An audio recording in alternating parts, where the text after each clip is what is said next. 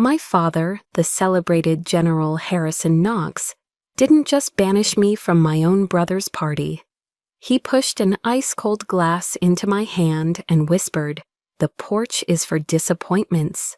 What he and all his decorated guests didn't know is that this disappointment is the one person the Pentagon now fears most.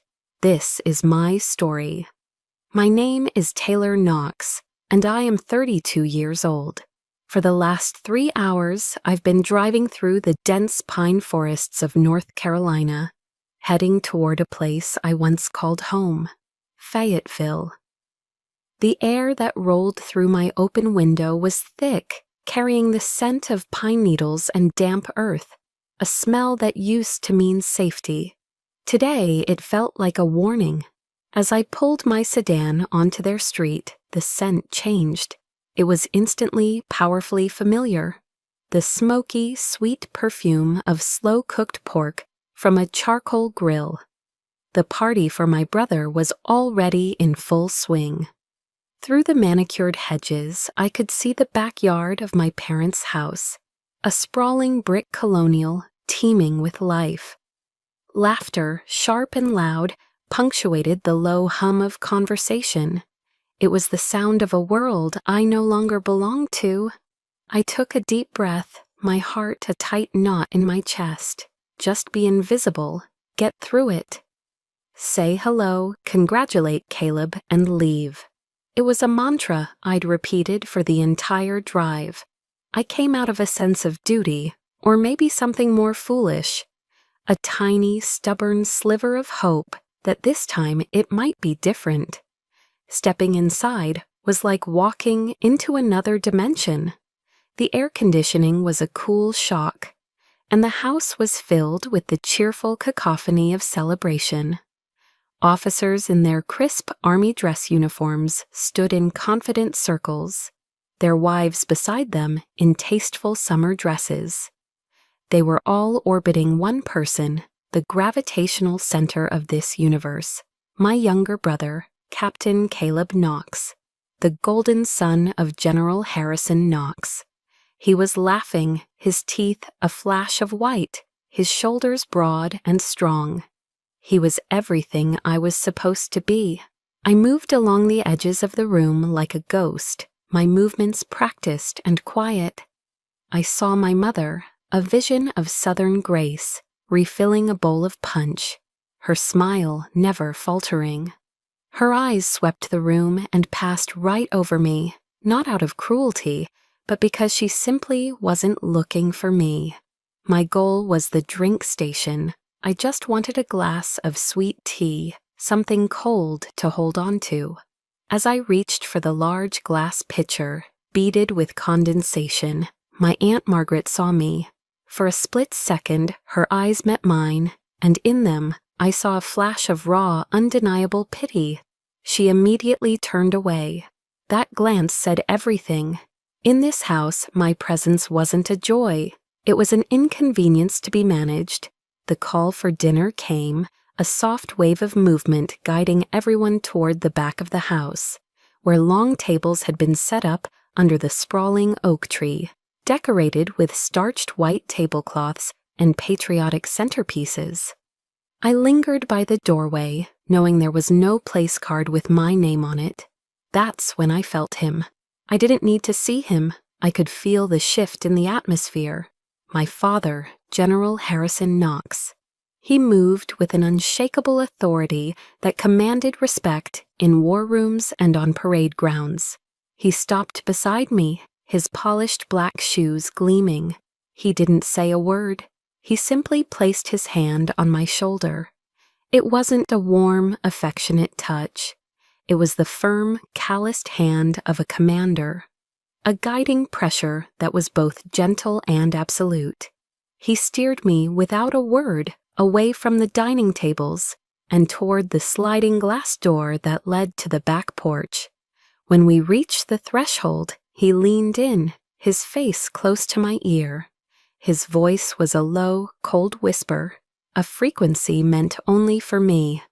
"Caleb worked hard for this night," he murmured, his breath smelling faintly of bourbon. "Don't let your shadow fall on it. Your place is out there." Then, just as quickly, he was gone. He turned, his posture straightening, his face reforming into the mask of the perfect, genial host. He left me standing there, frozen, his words echoing in the silent space he had created. It wasn't a suggestion, it was an order of exile. The metal of the folding chair was cold and unyielding against my legs. It was the only piece of furniture on the porch, set beside the hulking, silent gas grill. The gentle hiss from the propane tank was my only companion. From here, I had a perfect panoramic view of the party through the large glass door. It was like watching a silent film of a life I was supposed to have. I saw my father raise his glass, his voice a muffled but resonant boom. I could read his lips form the words in my mind.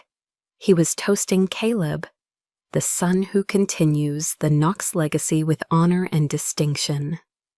A chorus of cheers and applause followed. My mother beamed, her eyes shining with pride. And then the screen of a large projector on the lawn flickered to life. For a wild, stupid moment, my heart leaped. Maybe it was a slideshow. Maybe there would be a picture of us as kids, a forgotten moment of shared childhood. But it wasn't a slideshow. It was a single, professionally taken photograph. A new family portrait. There were 3 people in it, standing in front of this very house, wreathed in Christmas lights. General Harrison Knox, his wife beside him, and their son, Captain Caleb Knox. The 3 of them smiling, perfect. The picture had been taken last Christmas, months after I had been home for a brief, tense visit. They hadn't just forgotten to include me.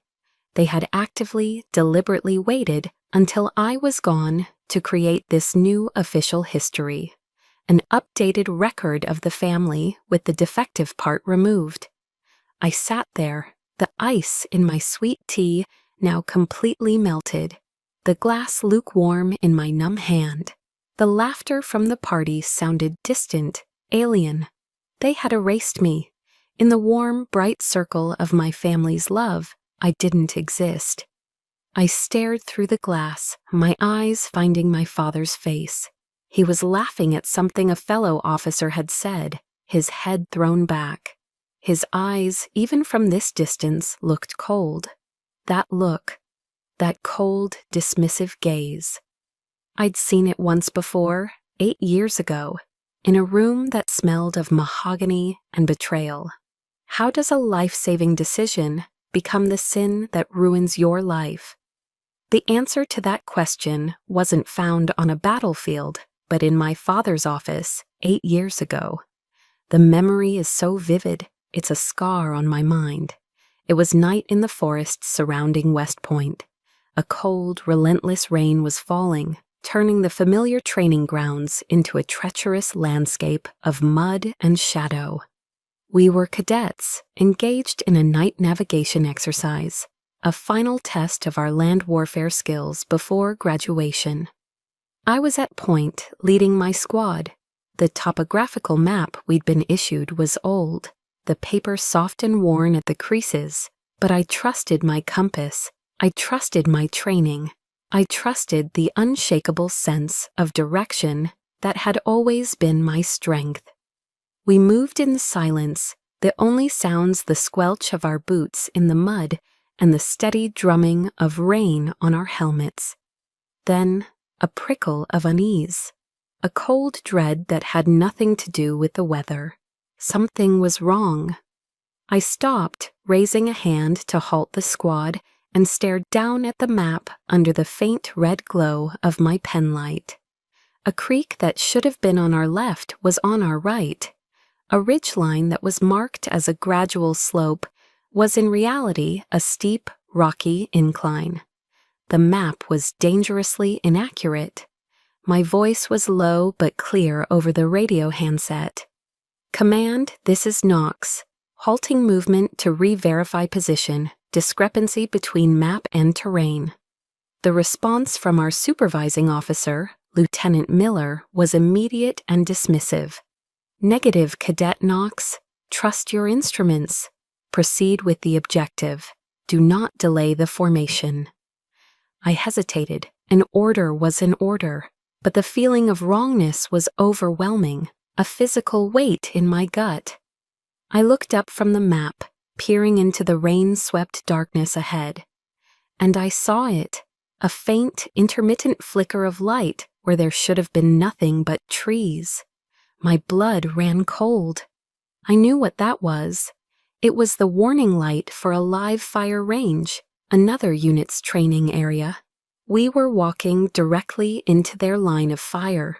Get down! The words tore from my throat, raw and primal. I didn't wait for them to obey. I launched myself forward, shoving the cadet in front of me, a kid named Peterson, to the ground. I threw my body over his, pulling him flat against the slick, wet earth. A split second later, the air above us ripped apart with the sound of automatic weapon fire. A burst of tracer rounds, brilliant green streaks in the night, sliced through the space where our heads had been moments before. We were pinned down, the scent of cordite mixing with the smell of wet soil, my heart hammering against my ribs. I had disobeyed a direct order, and I had just saved 3 lives. There was no formal court-martial, no board of inquiry. There was only the suffocating silence of my father's office at West Point. The room smelled of old leather, mahogany, and lemon-scented furniture polish. It was the smell of power and tradition. 3 people were present. My father, General Harrison Knox, seated behind his immense desk, Lieutenant Miller, standing rigidly at attention, and me, standing in the center of the room, my uniform still damp. Miller, his face pale but his voice steady with a rehearsed confidence, presented his version of events. He painted a picture of a cadet who had panicked, who had become disoriented in the poor weather conditions. He described my warning as a hysterical outburst and my actions as reckless behavior that endangered the entire squad. He lied calmly, professionally, and without a flicker of hesitation. Throughout the entire recitation, my father did not look at me, not once. His gaze was fixed on the official report Miller had placed on his desk, a neatly typed document filled with damning falsehoods. He didn't ask for my side of the story. He didn't question a single word of Miller's account. His silence was a physical thing, an anvil pressing down on my chest, crushing the air from my lungs.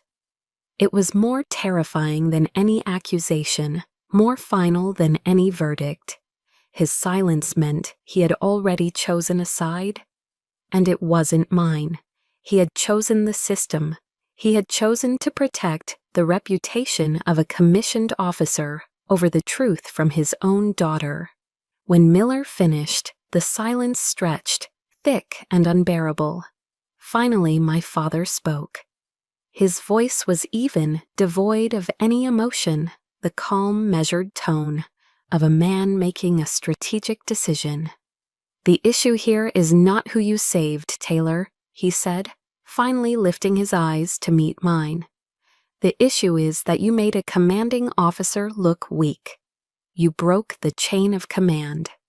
He slid a single sheet of paper across the polished surface of the desk. A voluntary withdrawal form. Beside it, he placed a heavy black fountain pen. "Sign it," he said. "Cite personal reasons. It will be cleaner for everyone, for the academy, and for this family." Tears I had refused to shed in the forest now burned my eyes. My voice was a choked whisper.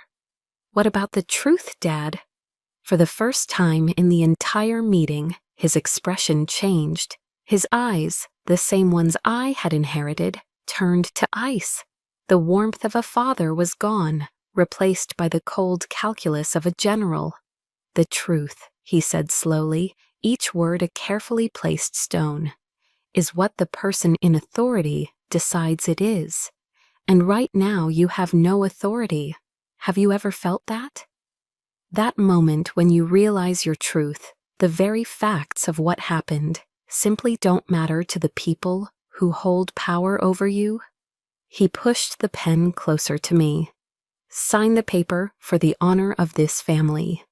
My hand trembled as I picked up the pen. The weight of it felt impossible. It was a weapon aimed at my own future.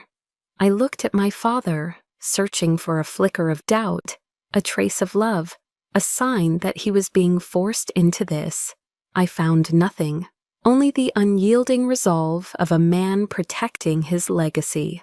I signed my name. The ink bled onto the page, a final dark stain on my dream. With that single stroke, I wasn't just leaving West Point. I was signing the death warrant for my own soul. My signature condemned me. They thought they had erased me, buried me under the weight of their lies. But they didn't know one thing. When you have nothing left to lose, you can become anyone. And I chose to become a ghost. For 3 weeks after West Point, the world had no grand purpose for me. My new reality was the 11 p.m. to 7 a.m. shift at a Waffle House off a lonely highway exit outside of Richmond, Virginia. The air, thick with the smell of sizzling bacon and burnt coffee, clung to my clothes and hair. My life was measured in coffee refills and orders of scattered, smothered, and covered hash browns. I spent my nights wiping down sticky syrup from the laminate countertops, my reflection a pale, hollowed-out version of the woman I used to be. The shame was a constant, low-grade fever. This was the bottom. One night, as I was mopping the checkered floor, my cheap burner phone vibrated in my pocket. A blocked number. I almost ignored it, but something made me answer. "Is this Knox?" a woman's voice asked. It was calm, level, and devoid of any emotion. "Who is this?" I replied, my voice raspy from disuse. She ignored my question. "Be at this address tomorrow at 1400 hours. Come alone." She gave me an address in Arlington and hung up. The next day, I took a Greyhound bus, my meager belongings in a single backpack. The address led to a bland, nondescript office building, the kind of place you could pass 1,000 times and never notice. Inside, the woman from the phone was waiting. She introduced herself as Major Evelyn Shaw. She was a woman in her late 40s with sharp, intelligent eyes that missed nothing. She didn't waste time on pleasantries. She gestured for me to sit, and on the conference table between us, she laid out my file. It was surprisingly thick. "We've read your reports, Knox," she said, her tone all business. "The official one and the unofficial one. The official report says you were undisciplined, a liability. The unofficial one, pieced together from field interviews with your squad, says you saved 3 lives." She leaned forward slightly. "We're not interested in the drama. We're interested in results. You delivered results under pressure, and you were punished for it. That makes you uniquely qualified for what we do." She pushed a heavy binder across the table. The cover was blank. "This is the Orion Division," she stated, her voice dropping. "Officially, we don't exist. You will hold no rank. You will earn no medals. You will receive no public recognition for your service. Your name, Taylor Knox, will be scrubbed from every federal database. You will, for all intents and purposes, become a ghost." She paused, letting the weight of her words sink in. "In exchange, you will have a purpose. You will execute missions that no one else can, in places no one else can go. You will be a scalpel in the dark." Her eyes locked onto mine, and for the first time, I saw something beyond professional detachment. It was a stark, brutal honesty. "We are not your family, Knox. We will not love you. But we will never, ever lie to you. A life without lies. That was the one thing my father, with all his power and prestige, could never offer me. I opened the binder and signed the contract without a moment's hesitation. The years that followed were a process of erasure and reconstruction. I learned how to die so that I could be reborn. My training wasn't in firearms or combat, the skills my father revered. It was in the subtle arts of influence and invisibility. I learned to analyze petabytes of metadata to predict a person's next move. I learned how to sit in a bustling food court at the Tyson's Corner Mall for 6 hours and remain completely unseen, a ghost in the machine. My instructors taught me how to build a credible alias, a new name, a new history, a new personality in 24 hours, and how to dismantle it just as quickly, leaving no trace. I learned to spot a foreign intelligence officer not by the weapon he carried, but by the precise way he held his espresso cup in a Georgetown cafe. I became an expert in the spaces between things, in the truths hidden in plain sight. I wasn't a soldier anymore. I was an analyst, an observer, an invisible hand. Sometimes, late at night, I would catch my reflection in a darkened window and feel a jolt of dislocation. The woman looking back at me was a stranger. Her hair had changed color 6 times. Her eyes, once bright with the idealism of a West Point cadet, were now flat, analytical, and empty. I had lost Taylor Knox. She was a casualty, buried in an unmarked grave of lies and betrayals. But in her place, something else had grown. It was a quiet, cold strength, a power that didn't come from a rank on a uniform or a name etched in history books. It was the power of being underestimated, of being unseen.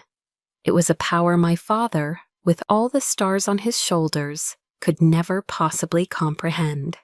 Shaw said they would never lie to me. She also said they wouldn't love me. But after one particularly brutal mission in San Diego, she proved that some truths are more complex than they appear. She called me into her office and asked a question no one, not even my own father, had ever asked before. It was a question that would begin to change everything all over again. I had just returned from a mission in San Diego. It was a success, technically.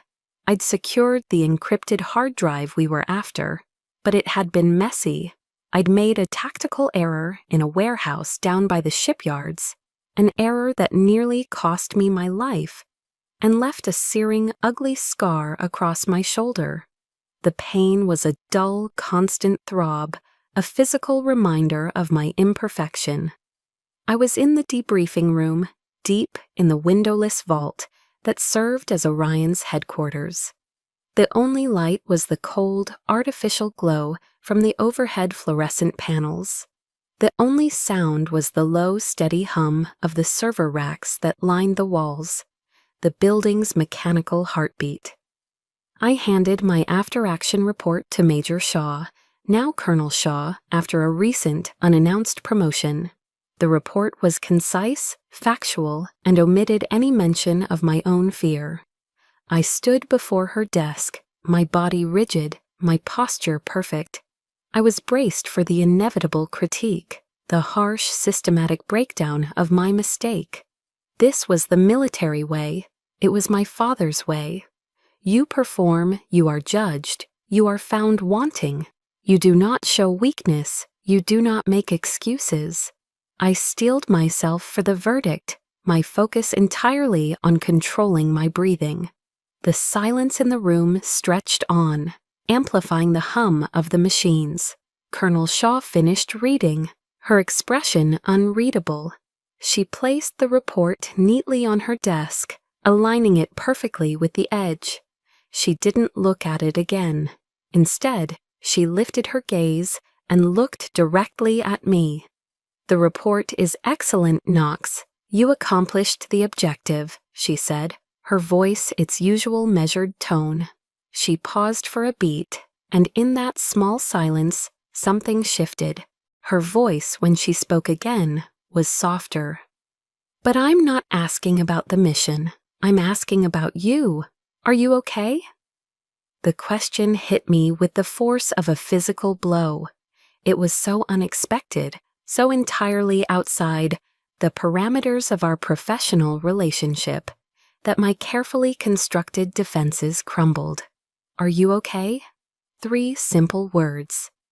In the 8 years since I'd left West Point, in my entire life before that, no one in a position of authority had ever asked me that question.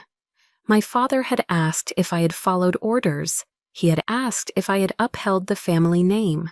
He had never once asked if I was okay.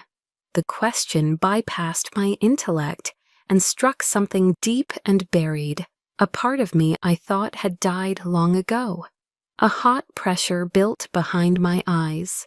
To my horror, tears began to well up, spilling over and tracing hot tracks down my cold cheeks. They were the first tears I had shed in years, and once they started, I couldn't stop them. It was a silent, racking sob, a complete and humiliating loss of the control I had worked so hard to maintain. Evelyn didn't say a word. She didn't look away or show any sign of discomfort. She simply reached into her desk drawer, pulled out a box of tissues, and pushed it across the desk toward me. She waited, giving the silence the space it needed. When my sobs finally subsided into shuddering breaths, she spoke again, her voice gentle. "General Knox was wrong, Taylor." It was the first time she had ever used my first name.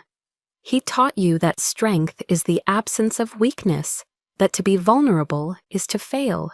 But that's a lie we tell soldiers to make them effective. It's not a truth we should live by."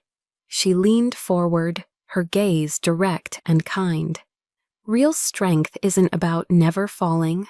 It's about facing your own brokenness and having the courage to stand back up anyway." Her words resonated with an eerie familiarity. They were echoes of a voice I had been listening to secretly for months. On sleepless nights when the ghosts of my past were too loud, I'd listen to podcasts on my phone, the volume turned low, absorbing the teachings of a researcher named Brené Brown. She spoke about the power of vulnerability, about how courage wasn't the absence of fear, but the willingness to step forward into it. In that cold, windowless vault, a stranger, my commander, was giving me the validation my own family had denied me. She saw past the operative, past the asset, and saw the person. She saw the wound. That day, in the heart of that secret world, a seed of rebellion, a quiet determination to reclaim my own story, finally began to sprout. The quiet satisfaction I felt after leaving Colonel Shaw's office didn't last long. A few hours later, I was overseeing a data transfer in a secure mobile command unit parked near Fort Liberty when my encrypted phone buzzed. It was a scrambled number, a ghost from a past I had tried to bury. I knew instantly who it was. My thumb hovered over the screen, a flicker of the old hesitation, the old fear. I crushed it and answered the call, holding the phone to my ear without saying a word. Silence.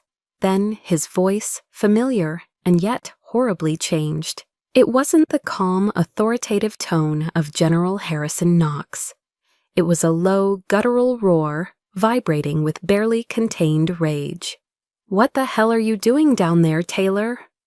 The sound of my first name was a shock. He never used it unless he was furious. "Sergeant Major Thorne just called me to report that his men were ordered to salute you." "General Knox, ma'am? What kind of ridiculous charade are you playing? Are you actively trying to embarrass this family?" He didn't ask how I was. He didn't ask what I was doing for a living. His only concern was how my actions, actions he couldn't even begin to comprehend, reflected on him. The rage, the accusations, it was all about his reputation. After all these years, I was still just a problem to be managed, a loose variable threatening his perfect equation of honor. I remained silent. My silence had always been a source of frustration for him. He saw it as defiance, as a failure to engage on his terms. As I listened to his breathing, heavy and ragged over the secure line, I realized my silence was no longer about fear. It was a strategy. Let him talk. Let him reveal himself. My lack of response seemed to fuel his fury. "Who do you think you are?" he spat, the words dripping with contempt. "A West Point dropout, and you have a command sergeant major saluting you? You are defiling the Knox name." The accusation was so predictable, so perfectly in character, that a cold, sharp clarity cut through me. The old pain, the sting of his disapproval, was gone. It had been replaced by something harder, something colder. "I'm just doing my job," I said, my voice level and detached. He let out a short, barking laugh. It was a sound of pure derision. "Your job? What's that? Working retail? Tending bar? Listen to me, Taylor. Whatever little game you're playing, it ends now. I don't know how you got that security clearance, but I will get to the bottom of this. I will find out what you're doing, and I will put a stop to it. Do not test me." And there it was, the final straw. He wasn't just indifferent to my life, he was actively hostile to it. He threatened to destroy whatever I had built for myself, not because it was wrong, but because it was unknown to him, beyond his control, and therefore a threat to his pristine public image. 8 years of silence, 8 years of swallowing my truth, of letting their narrative define me as a failure. 8 years of hoping that some part of him, some sliver of the father I once idolized, might still exist. All of it evaporated in that single venomous threat. The tremor in my hand wasn't from fear. It was from a pure, unadulterated rage that felt as clean and sharp as a shard of glass. The years of hurt had finally crystallized into something unbreakable. "You won't investigate anything, General," I said. My voice was quiet, even, but each word was honed to a razor's edge. "Because you don't have the clearance." I let that sink in, a statement of fact that completely upended the power dynamic he had relied on his entire life. "And you had better hope," I continued, savoring the shift from defense to offense, "that I never decide to use my clearance to investigate you." I ended the call. The silence that followed was absolute. My thumb pressed the button, severing the last toxic tie to my past. My knuckles were white as I gripped the phone. The battle had begun. And every battle needs a weapon. My weapon had been dormant for years, hidden in plain sight, waiting in the hands of my own brother. After the call with my father, I didn't smash anything. I didn't scream. The rage was too cold, too pure for a messy release. It was a block of ice forming in my chest, solid and heavy. I walked calmly to the sterile bathroom of the mobile command unit and stared at my own reflection in the polished steel mirror. I saw the face of a woman who had perfected the art of suppression, a face that had become a mask of professional neutrality. But this time, something new stared back from my eyes. It wasn't pain, it was clarity, a terrifying, absolute clarity. For 8 years, I had allowed my silence to be interpreted as consent. I had let their version of my story stand unchallenged, a monument to their honor built on the rubble of my career. My father had just threatened to dismantle the new life I had painstakingly built, simply to protect his own image. He had made a grave miscalculation. He had awakened the one thing he thought he had successfully buried. The West Point cadet who believed in truth more than she believed in the chain of command. But now that cadet had access to tools he couldn't possibly imagine. Back at my terminal, my fingers moved with practiced speed across the keyboard. The clicking of the keys was the only sound in the chilled, quiet air. I logged into the Orion archives, a labyrinth of encrypted data that held the secrets of the nation's shadow wars, and pulled up an old, dormant file.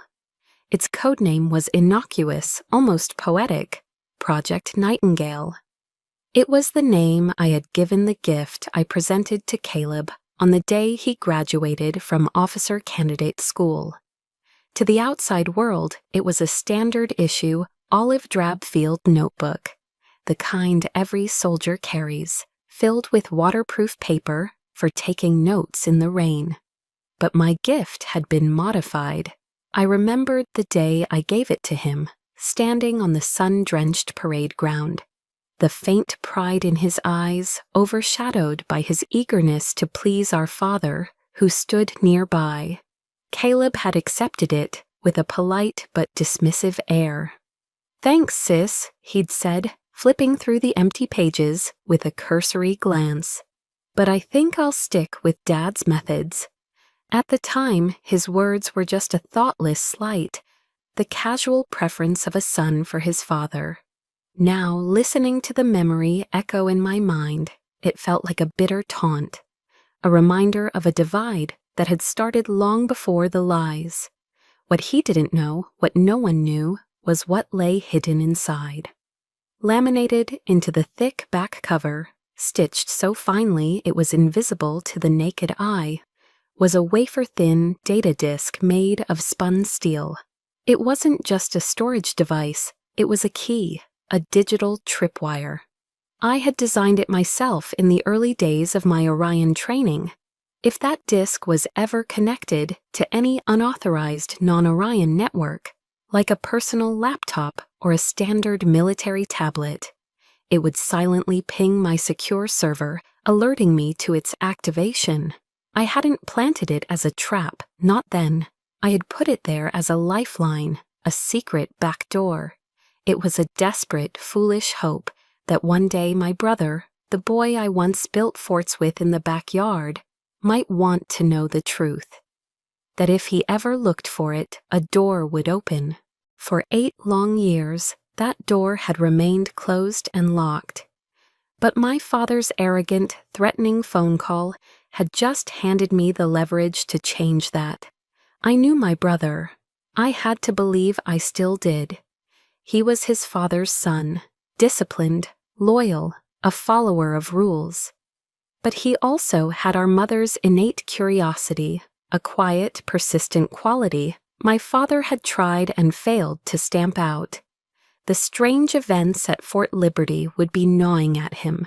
The deferential salute from a command sergeant major, the base's official refusal to provide any information about me. The angry, evasive phone call from our father that would have surely followed. Caleb would be asking questions. And when a Special Forces officer starts asking questions, they don't stop until they get answers. They are trained to turn over every single stone. I wasn't going to give him the answer directly. That would be too easy for him to dismiss. He had to choose to walk through the door himself. He had to want to know. I composed a message. It was anonymous, sent through a series of encrypted relays across 3 continents that made it utterly untraceable. The recipient was one of Caleb's closest friends in his SF unit, a man known for his unwavering loyalty, but also his insatiable love of a good mystery. The message was a single, provocative line. "If you want to know who General Knox really is, ask about Lieutenant Miller's report, West Point, 2016. I hit send. The message vanished into the ether. I had done my part. I had planted a seed of doubt in the most fertile ground possible. The gossip-fueled, hyper-masculine environment of a close-knit military unit. The rumor would find its way to Caleb. His pride and his curiosity would do the rest. Have you ever had to trust that someone you love, someone who has disappointed you, will finally do the right thing when presented with the truth? That's the faith I was placing in my brother. I leaned back in my chair, the cold hum of the servers a steady rhythm in the quiet room. I had just aimed a weapon at the heart of my family's carefully constructed myth.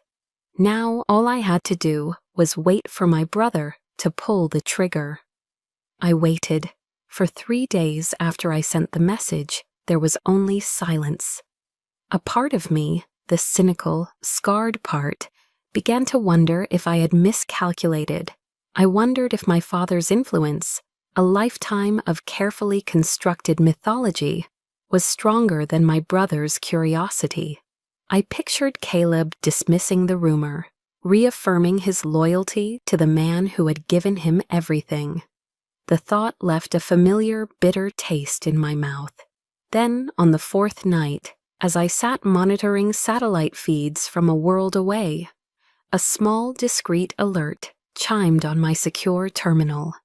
It was a single line of text against a black screen. Project Nightingale activated. My breath caught in my throat. He had found the key.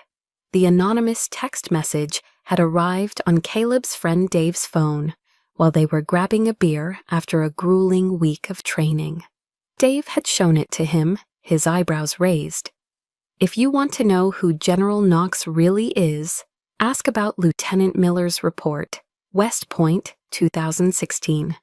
The message was like a grenade tossed into Caleb's brain.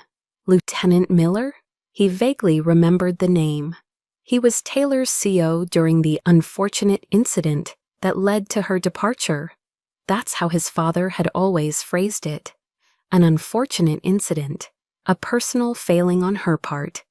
But the way that Command Sergeant Major Thorne had saluted her, that wasn't how you treated an unfortunate incident. That was respect, deep, unconditional respect. The pieces didn't fit.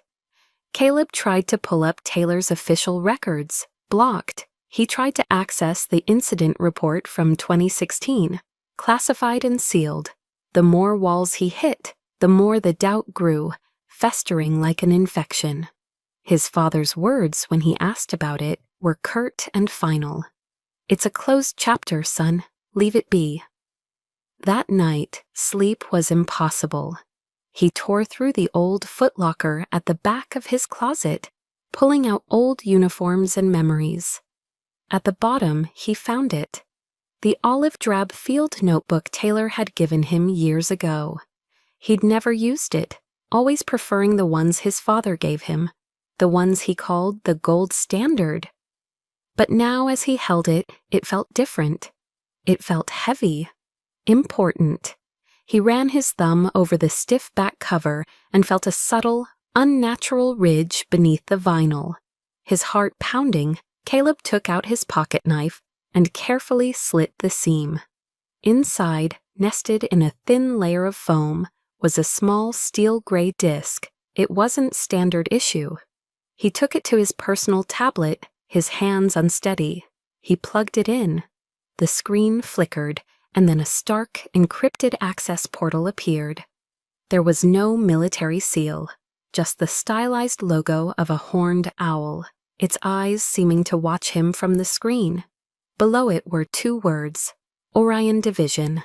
He had no idea what Orion was, but his instincts screamed that it was a world away from a regular Army captain's clearance level. There was only one accessible file, a scanned PDF. It was Lieutenant Miller's original after-action report. Dated the day after the incident, Caleb read it, his world tilting on its axis. He read how Cadet Knox had correctly identified a critical navigational error, how she had defied an incorrect order to save her squad from walking into a live fire zone. He read Miller's own words, praising her, superior reflexes, and decisive action under extreme duress. He had recommended her for a commendation. Then a second document loaded beside the first. It was the official report, the one his father had shown him years ago. It was a complete fabrication detailing her supposed panic and recklessness. Two versions of history. One was the truth, the other was a lie, and his father's signature was on both. An encrypted message soon appeared on Caleb's tablet. It was a set of coordinates for a 24-hour diner on the outskirts of Fayetteville, and a time, ISO 300. I was there 20 minutes early, sitting in a cracked vinyl booth in the back corner, nursing a cup of black coffee. The place smelled of stale grease and disinfectant. He arrived exactly on time. Caleb slid into the booth opposite me, his face pale, his eyes wide with a mixture of anger and confusion. He looked broken. He didn't greet me.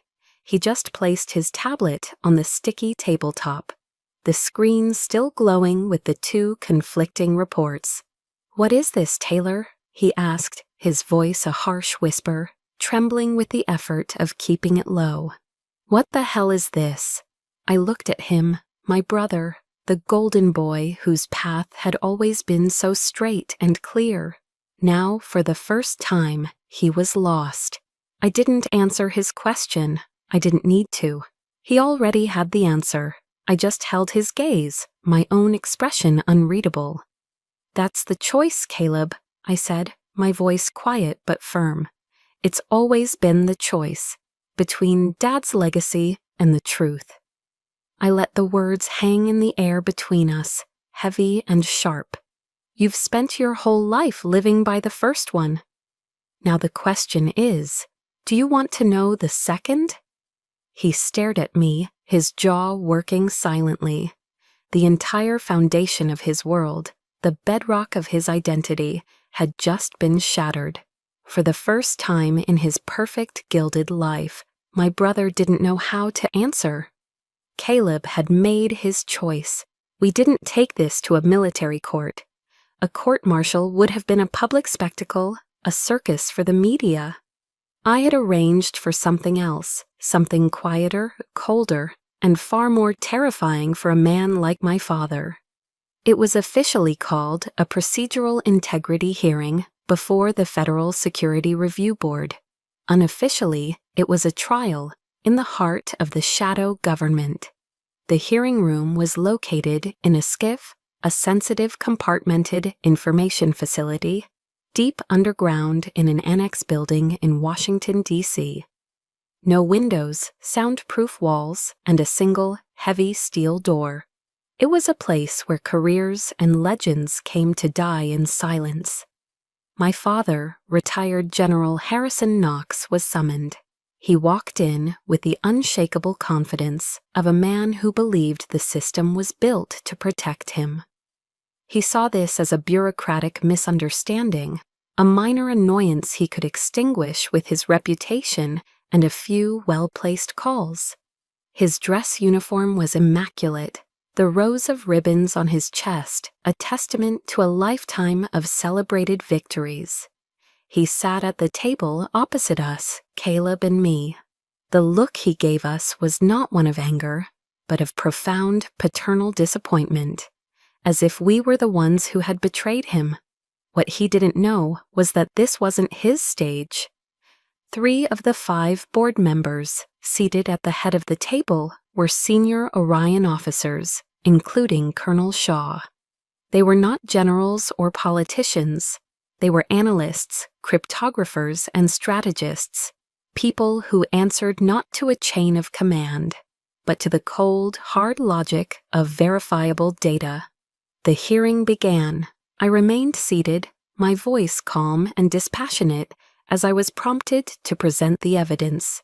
I felt like an automaton, simply executing a program. One by one, the exhibits were displayed on the monitors in the room. First, Lieutenant Miller's original, glowing report of my actions at West Point.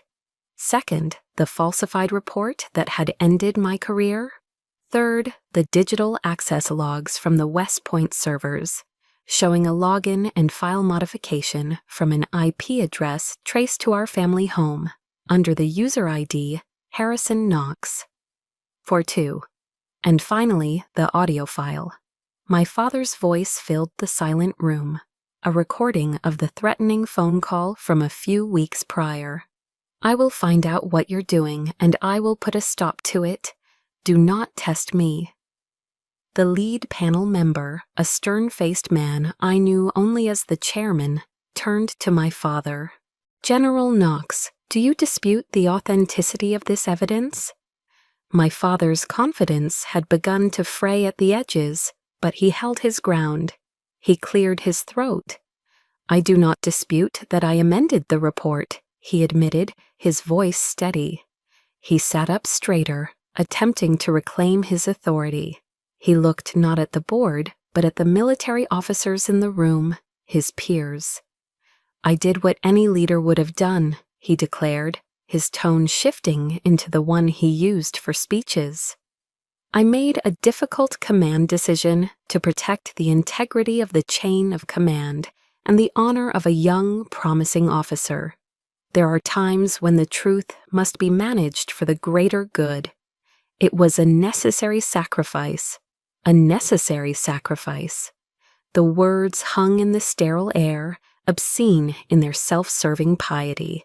He was trying to frame the destruction of his own daughter's future as a noble, strategic act.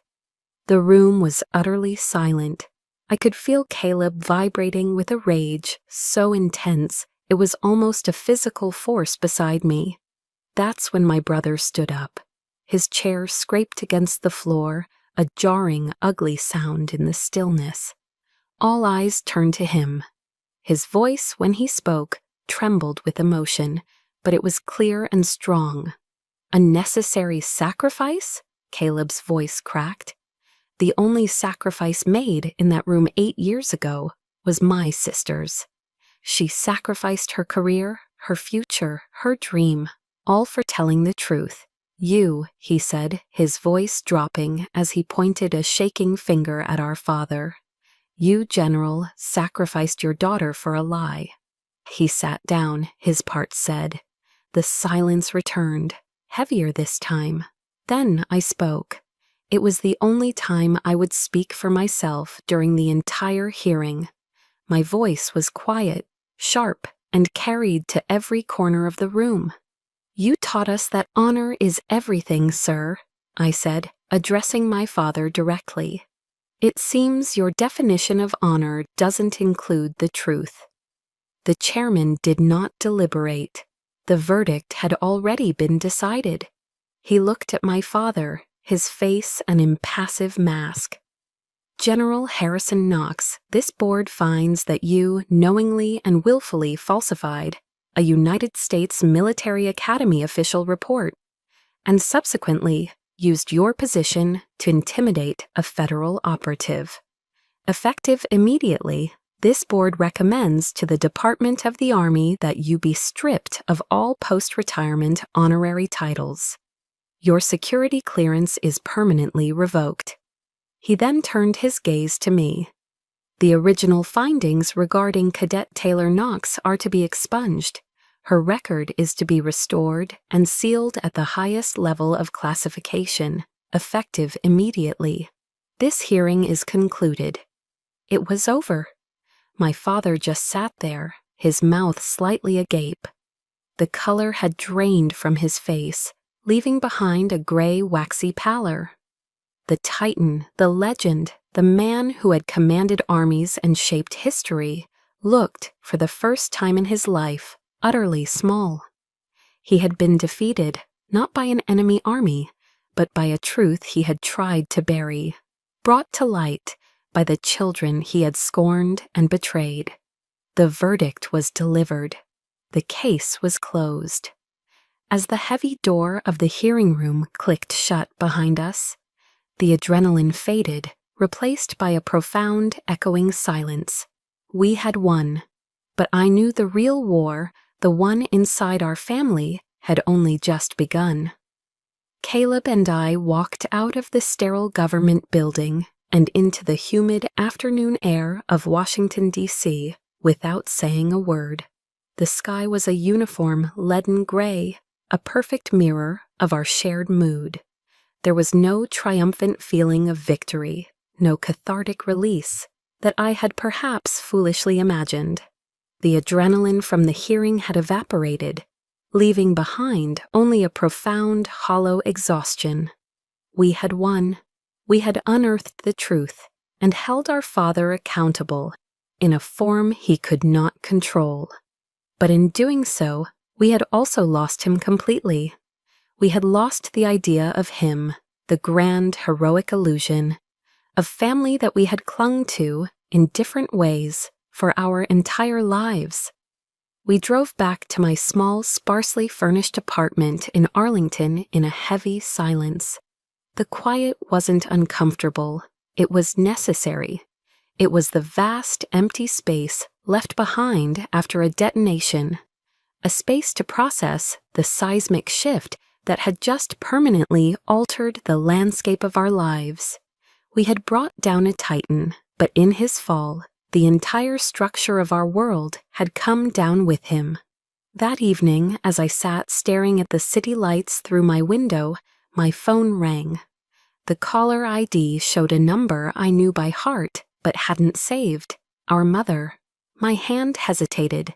Then I answered, my heart a cold stone in my chest. She didn't cry. She didn't scream or rage, which somehow would have been easier to bear.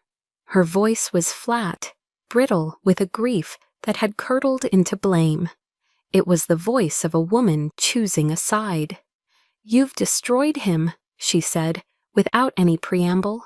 "After everything he did for this country, for this family, you've destroyed it all."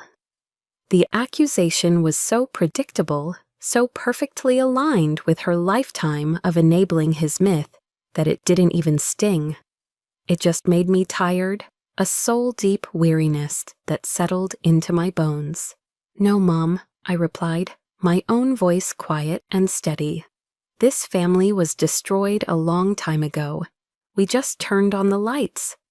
I ended the call before she could respond, a deep, sorrowful certainty settling over me. That was likely the last time I would ever speak to her. The final door had closed. A few days later, Caleb showed up at my door. He was in civilian clothes, a simple gray t-shirt and jeans, and he looked younger, less burdened than I'd seen him in years. He walked in, his eyes scanning my small living room, and without a word, he placed his captain's bars on my small kitchen table. The polished silver gleamed under the overhead light, looking entirely out of place amongst my coffee mugs. "I put in for a transfer," he said, his voice quiet but firm. "I'm leaving Special Forces, moving to a systems integration unit at the Pentagon. It's a desk job." I stared at him, stunned into silence. This was his dream, the culmination of his entire existence. "Why, Caleb? You've worked your entire life for that. You earned it." He shook his head, a sad, knowing smile touching his lips. He looked down at the insignia on the table as if it were a relic from another life. "I can't wear this anymore, Taylor, not without thinking about what it cost you. Not without knowing it was part of a legacy our father built on a lie." He met my eyes, and for the first time, I saw not the golden boy, but the man he was becoming, a man of principle. "I want to build my own legacy, one based on the truth from the ground up." He pushed the silver bars across the table toward me. "These belong to you. You're the one who embodied the code." A wave of emotion, grief, love, an overwhelming sense of gratitude threatened to overwhelm me, but I pushed it down. I pushed the insignia back toward him. "No, Caleb, they don't belong to anyone. They're just pieces of metal. The real value, the real honor, is in the person who wears them. And that's you." we sat there in a comfortable silence. The unspoken truths of our past finally settled between us. The silence wasn't empty or awkward, it was full of understanding. In the wreckage of our old family, we had found the foundations for a new one. We were a unit of two now, a found family forged in a painful shared truth. I knew in that moment what our future would look like. Holidays would be quiet, just the two of us, maybe with a takeout pizza and a rented movie instead of a grand formal dinner. There would be no more dutiful phone calls to our parents. The family home in Fayetteville was a foreign country we would never visit again. And yet, looking at my brother, a profound sense of peace washed over me. It was a stark, lonely peace, but it was real. It was ours. We had drawn a line in the sand with fire, and for the first time in our lives, we were both standing on the safe side of it, the side where the truth lived. 6 months later, the sharp edges of the past had begun to soften. Caleb settled into his new desk job at the Pentagon, working in the same sprawling complex as me, though in a different, unclassified world. Once or twice a week, we'd meet for lunch, grabbing gyros or tacos from one of the food trucks that lined the streets nearby. We talked about normal things, a movie he wanted to see, a frustrating bug in a software update, the perpetually disappointing Washington Commanders football team. We never talked about our parents. We didn't need to. Their absence had become a quiet, normal part of our new reality, a silence that was peaceful rather than heavy. One sunny afternoon, as we were finishing our lunch, Caleb reached into his pocket and placed a small, simple silver pin on the table between us. It was a solid, unadorned shield with no words or rank inscribed on it. "I had this made," he said, his voice quiet. "It's not a rank, it's our unit insignia, the Knox unit." I picked it up. It was heavy in my palm, solid and real. I felt a warmth spread through my chest, a feeling so unfamiliar it took me a moment to recognize it as joy. I pinned it to the inside of my jacket, a secret emblem of our new allegiance. A week later, I was preparing for a new mission, a long-term assignment overseas. Before I left, I took a walk to the National Mall. I found myself drawn to the Vietnam Veterans Memorial, a place I hadn't visited in years. I walked along the polished black granite wall, my fingers tracing the thousands of names etched into its surface. Each name was a story, a sacrifice, a legacy. My father had always been obsessed with legacy, but his was a hollow monument built on sand, an image polished to a high shine to hide the emptiness within. Staring at that wall, at the quiet dignity of those names, I finally understood. A true legacy isn't what people say about you when you're alive. It isn't about titles or honors or the stories you tell about yourself. A legacy is the sum of your quiet actions, the right choices you make when no one is watching. It's the truth you leave behind for others to build on. Legacy isn't what you inherit, it's what you create. My flight out was on a C-130 transport plane from Andrews Air Force Base. There was no one there to see me off, no tearful goodbyes. It was just me and a handful of other quiet professionals, heading toward our next assignment. As the plane lumbered into the air, I looked down at the sprawling landscape of America shrinking below. The anger I had carried for so long was gone. The deep, aching pain was gone. In their place was a profound stillness. I thought of Caleb, starting his new life, building a legacy of his own. I thought of Colonel Shaw, the woman who had asked if I was okay, and in doing so, had given me permission to heal. I reached inside my jacket and felt the cool, solid weight of the silver pin. They were my family now. They were my legacy. They say that to fly is to be free. But for me, this was something more. It was peace. The kind of peace you can't be given, the kind you have to fight for tooth and nail. The sky before me was vast and open, a clean slate. And for the first time in a long, long time, I didn't feel like I was running from anything. I was flying toward myself.